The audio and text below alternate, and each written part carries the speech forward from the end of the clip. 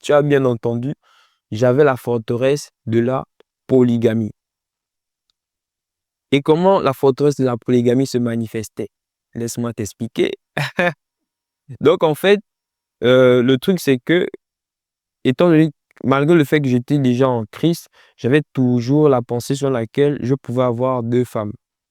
Donc, pour moi, je voulais avoir deux femmes. C'était normal. Ça ne dérangeait pas en tant qu'enfant de Dieu d'avoir deux femmes.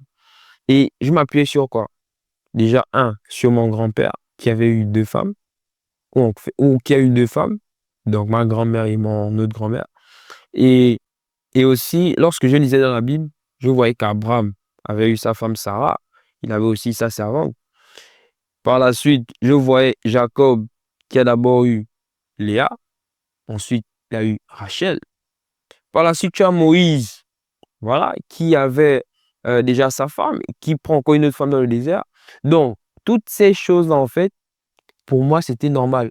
Et c'était un système de pensée qui n'est pas bon, qui n'est pas de Dieu. Parce qu'au commencement, il n'en était pas ainsi. Dieu a fait un homme pour une femme. Ou encore un homme et une femme. Donc, ils étaient seulement à deux.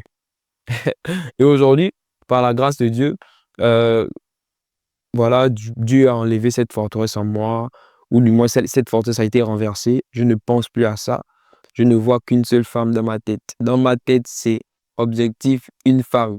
Faire comme Dieu a dit, faire comme il était au commencement.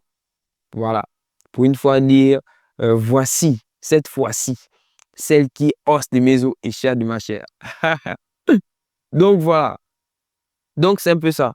Elles sont là, en parlant des forteresses, elles sont là pour nous garder esclaves de nos vices et de nos passions d'hier.